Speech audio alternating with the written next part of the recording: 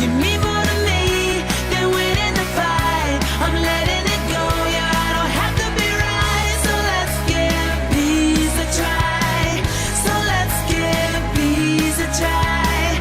So let's give peace a try.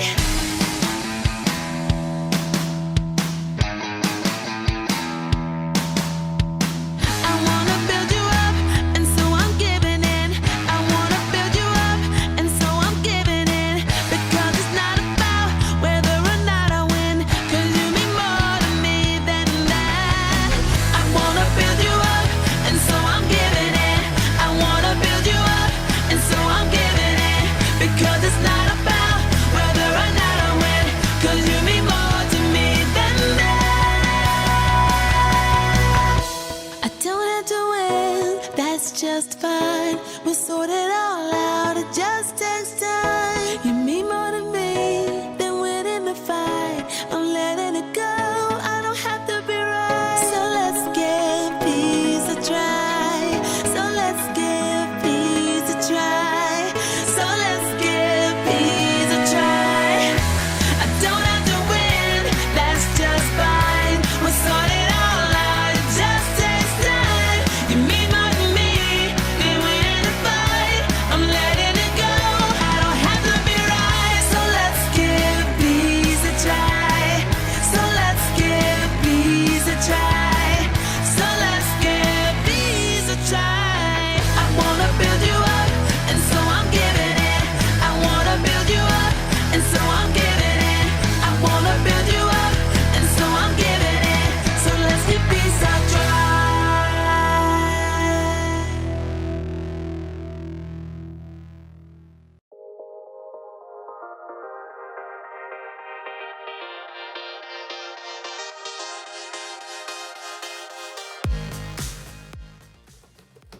Oh, hold on just a second.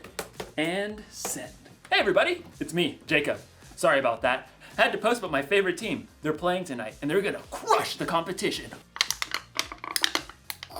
Crushed. That's what my team's gonna do to your team. Oh yeah! Huh. Excuse me just a second.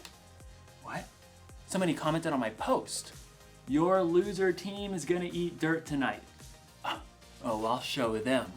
I've got the perfect comeback. Oh yeah? Well, your head is filled with dirt. Boom. And post.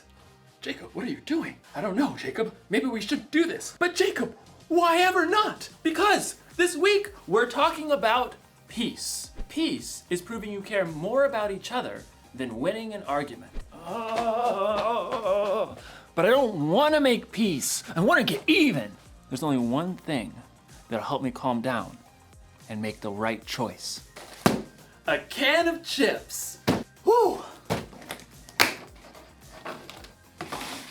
Sometimes when you want to fight with someone, it's good to focus your mind on something else. So I'm going to focus on building a curvy chip bridge, which requires so much focus, I'll have no room to think about all the insults I could make online.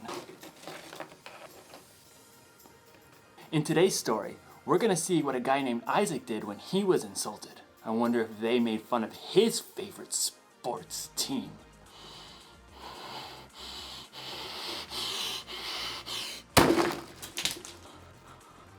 Oh, no. Guess I'm gonna need to focus a little bit more. I'd better start over. See you on the other side. The Bible. It's 66 books of history, stories, letters, and poetry that fit together to form God's one big story. The epic adventure of how He created us and loves us so much that He made a way to rescue us. As we travel through the Bible, from Genesis to Revelation, we discover people who met God and found their lives changed forever. Now, for an amazing story, inspired by the book of Genesis, chapter 26. God had chosen Abraham to follow him, and God made the same promises to Abraham's son, Isaac. I will make your children after you as many as the stars in the sky, and I will give them all these lands. All nations on earth will be blessed because of your children. Thank you, God.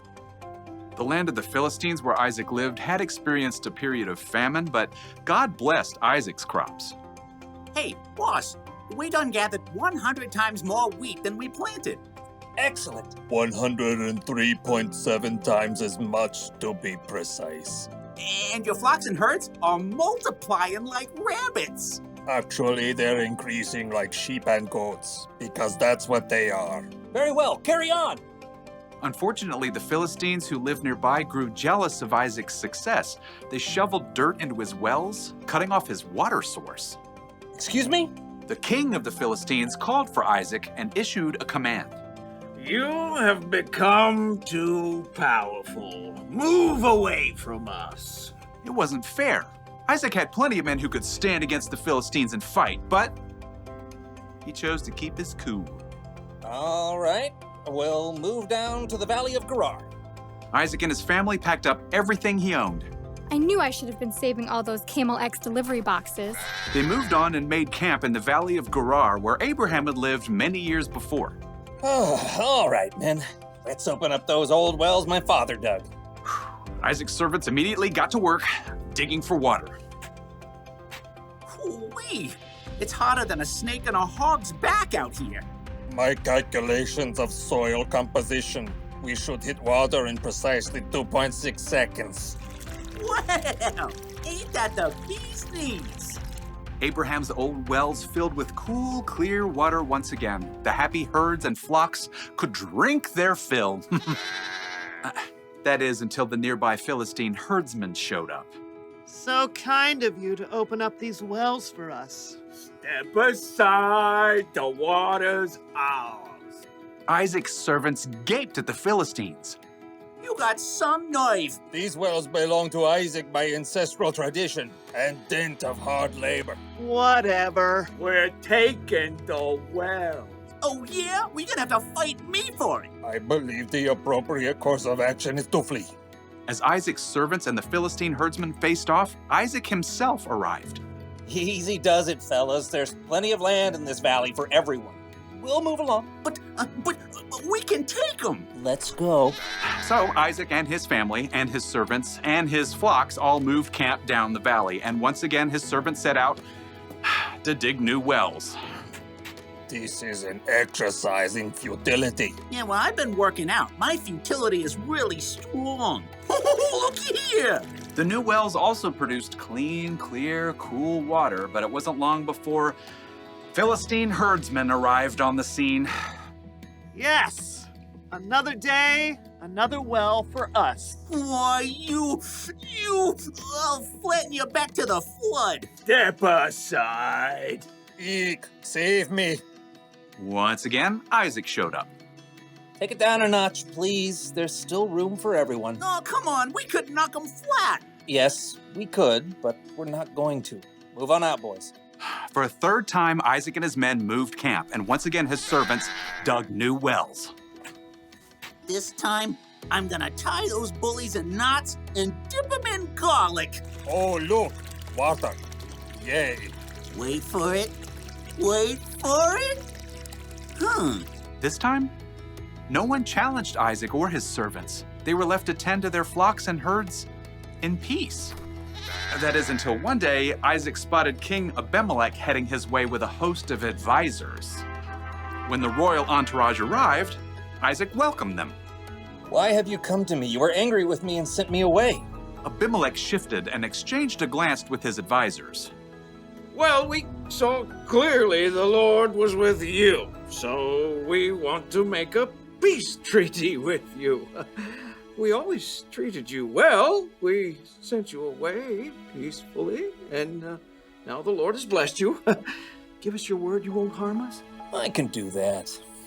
Isaac prepared a feast for the Philistines. Early the next morning, the men made an agreement to keep peace with each other. Then, the Philistines went on their way. Need a drink? Pretty good well right there by the road. Yep, even though Isaac had the power to win a fight, he had chosen to stay strong and walk away 3 times in a row. And God had blessed him with peace. The Philistines insulted Isaac when they sailed right in and took over his wells, causing him to move 3 different times. Truth is, Isaac had a right to be angry, and he knew he was strong enough to crush the Philistines. But Isaac also knew that he could make peace simply by digging another well. And in the end, the Philistines made a peace treaty with Isaac. Being strong doesn't mean you have to fight. And making peace doesn't make you weak. Think of Jesus. He was stronger than any of us. But he allowed himself to be arrested and put to death on a cross so he could make peace with all of us once and for all. You're not weak when you make peace. When you choose to hold your temper and stay calm instead of losing it, you show others how strong you really are. So here's the one thing to remember today. You can show you care about others by walking away from a fight. Don't get me wrong, there are definitely times to stand up for yourself and to stand up for other people. A grown-up you trust can help you know when. But sometimes, the best way to build a bridge to someone else is to walk away. Look at this. Ta-da! Isn't it a thing of beauty? See, building this helped me just calm down a bit. I don't even care about getting revenge. I just want to enjoy the game. Go team, go! Walk away, win! Yeah! Woo? No, that doesn't feel right. That's for off the field. See you next time.